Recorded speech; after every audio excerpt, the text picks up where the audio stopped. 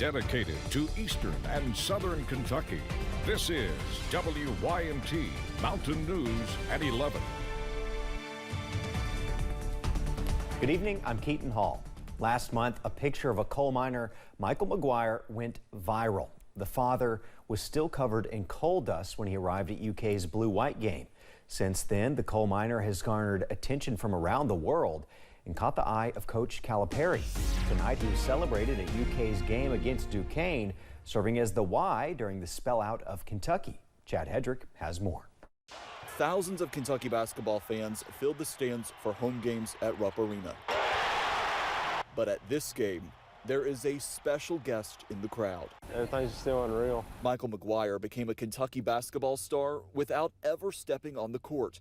The Eastern Kentucky coal miner went viral last month after head coach John Calipari shared this photo of him and his son Easton at the Blue-White scrimmage in Pikeville. That was a normal day for us, so, you know, for a normal evening out to turn into everybody being like, you're the coal miner, you're the coal miner's wife, you know, it's like, it's kind of like, yep, that's us. Michael had gone straight from the coal mine to the scrimmage to be there with his family. Sue Kinnear took the photo that's now been seen worldwide. We've definitely received a whole lot more people reaching out than we ever expected. It went international. People have reached out from Germany, Sweden, Italy. Coach Cal invited the McGuires to come to a game of their choice and get the VIP treatment. They chose the Kansas game. Then Cal called again. I actually come home from work and found out about it. I was shocked when I got home and found that out.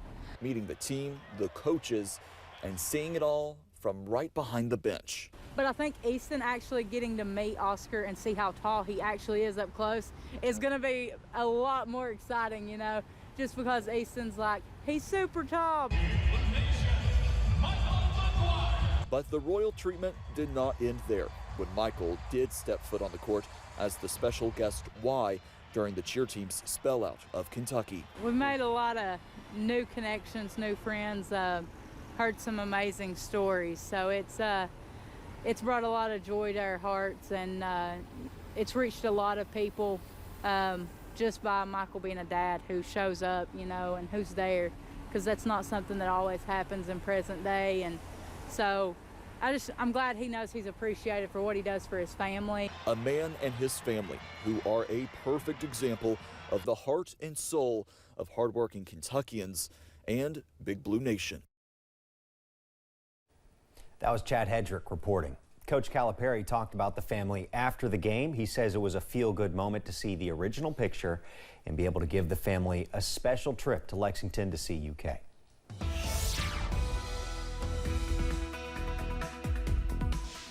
Now, a special visit this morning, this time from the June Buchanan 6th grade science class. Our very own Brandon Robinson giving them a tour and helping them learn all about the weather this morning. So a great group of kids coming by the station to say hello on a rather rainy morning throughout the mountains. The good news, we brought the rain, gotten it on out of here as we head through tonight. Temperatures still in the 50s right now at all of our locations, but notice winds out of the west-northwest bringing in much colder air. This is just ground clutter on Pinpoint Doppler. There's nothing falling from the sky. You have to go out maybe into Logan and Mingo counties before you run into a shower or two, but that's about it other than some maybe lingering drizzle.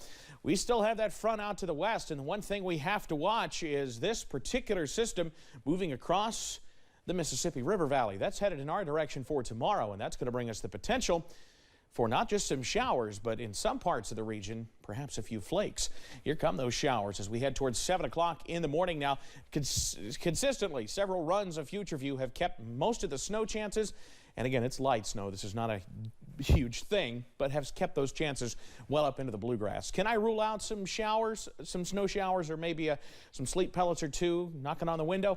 I can't, but for the most part, we're just talking rain showers as we head through tomorrow. Maybe a flurry or two as we head into tomorrow night. Getting you out the door on our Saturday morning throughout the region. Mid-40s, turning into the low 40s, and eventually the upper 30s as we head towards our Saturday evening with, yes, falling temperatures through the day. On our Community Trust Bank 7-day forecast for your weekend is always in view. 40s as we try to clear out on Sunday. We're back in the mid-40s on Monday. More rain chances, at least some scattered chances, work in for Tuesday. We keep the cold weather around as we head into Wednesday, Thursday, and Friday, with those highs staying in the 40s. It's actually starting to feel like November. Thanks, Evan. Moorhead police released a sketch of the person they say is wanted for questioning in an ongoing sexual assault investigation. Police say a man sexually assaulted a woman early in the morning on October 23rd. They believe it was a random attack. Less than a mile away, though, those on campus say they've been on high alert since the attack happened. We have been told multiple times, like, walk in pairs, and then we have this app called the Live Safe app to where we can put in where we are walking and where we are going to, so that way they can track us, and if it takes longer than they think that it would, they will dispatch somebody to our position to make sure that we're okay, after trying to text us multiple times to see if it was fine.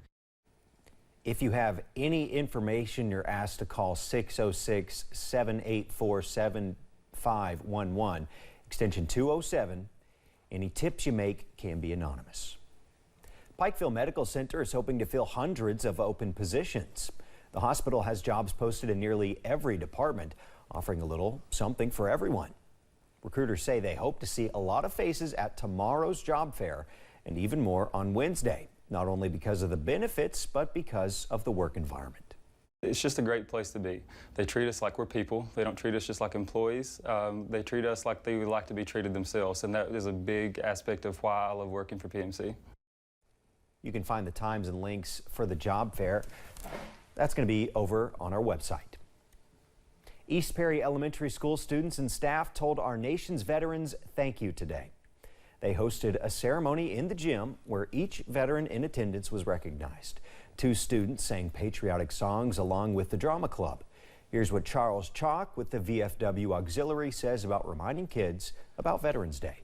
If you have a family member that was in the service, in some branch of the service, first of all, just call them up and say thank you for what you've done for us.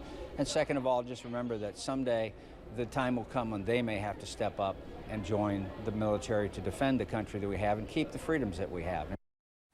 Veterans we talked with today tell us they really enjoyed the ceremony.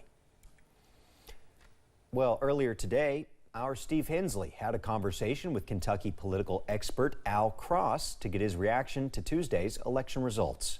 Cross is the director for the Institute for Rural Journalism and Community Issues, and he's also a professor at the University of Kentucky. We asked him if any of the results from Tuesday came as a surprise. I wasn't really surprised by much. I figured the anti-abortion amendment would be defeated narrowly. I did not expect the legislative sessions amendment to pass either. I thought the Republicans would pick up some seats in the House and the one in the Senate. It was an election that pretty much went as I expected. Cross also says the fight over abortion in Kentucky is just getting started. You can hear Steve's full conversation with Al on Issues and Answers this Sunday morning at 7 and again Monday night at 7. In Washington, the balance of power still hangs in the balance, with neither party holding a majority of seats in the Senate or the House yet. New tonight, though, CBS News projects Arizona Senator Mark Kelly won re-election, defeating Republican Blake Masters. Now, if the Republican wins in Nevada's Senate race, all eyes will again be on Georgia's runoff to decide the Senate majority, just like in 2020. But in Nevada's Clark County, mail-in ballots sent on Election Day are still trickling in. I don't want voters to be discouraged. We're doing everything in our power to move ballots forward just as quickly as we can. Some members of the GOP say the midterm elections are also a sign of former President Trump's dwindling appeal to voters, with several of his preferred candidates losing or underperforming. Well, thanks for joining us tonight. John Lowe will have highlights and scores from across the coverage area, plus coverage of UK's basketball game against Duquesne. Appalachian Wireless Sports Overtime is coming your way right after this break.